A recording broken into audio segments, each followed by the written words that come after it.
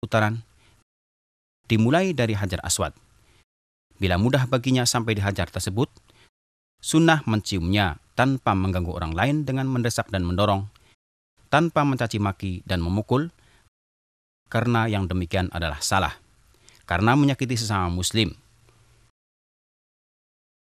Cukup baginya memberi isyarat ke Hajar Aswad dari jauh dan mengucap Allahu Akbar. Kemudian memulai tawaf dengan berzikir, beristighfar dan berdoa yang dikehendaki, atau membaca Al-Quran tanpa mengangkat suara dengan doa khusus, sebagaimana yang dilakukan sebagian orang, karena yang demikian mengganggu orang lain dalam bertawaf. Bila sampai di rukun Yamani, sunnah menyalaminya dengan tangan bila mudah bagi Anda. Jangan menciumnya atau mengusapnya seperti yang dilakukan sebagian orang, karena hal ini bertentangan dengan sunnah Rasulullah SAW. Bila tidak bisa menyalaminya, maka lewatilah rukun tersebut tanpa beri isyarat atau bertakbir. Dan sunnah baginya mengucapkan doa di antara rukun Yamani dan Hajar Aswad, Rabbana atina fid dunya hasanah wa fil akhirati hasanah wa qina adzabannar.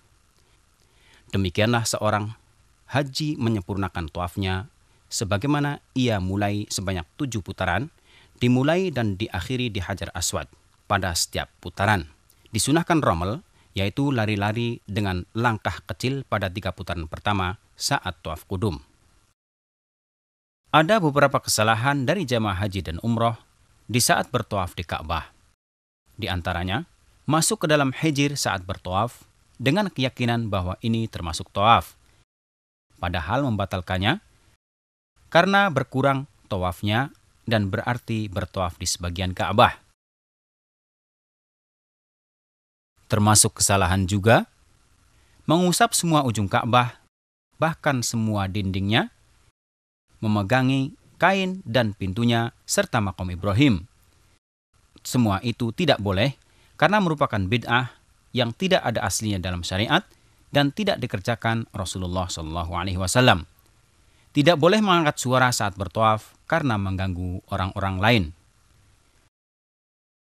Termasuk kesalahan juga jemaah haji wanita berdesak-desakan dengan jemaah haji pria, khususnya pada Hajar Aswad dan makam Ibrahim, yang seharusnya dihindari. Bila selesai tawaf, kembalikan posisi selendang ihram Anda dengan menutupkan kembali ke bahu kanan Anda. Sunnah muakkadah hukumnya melakukan sholat 2 rakaat setelah selesai tawaf di belakang makam Ibrahim bila mungkin. Bila tidak bisa, dirikan sholat dimanapun di dalam Masjidil Haram dengan membaca Qul ya ayyuhal kafirun setelah Al-Fatihah pada rakaat pertama dan Qul huwallahu ahad setelah Al-Fatihah pada rakaat kedua. Bila membaca selain surat tersebut, boleh hukumnya. Kemudian keluar menuju sofa untuk melakukan sa'i. Bila Anda mendekati sofa, mulailah sebagaimana perintah Allah dengan membaca Inna as-safa wal marwata min sya'airillah.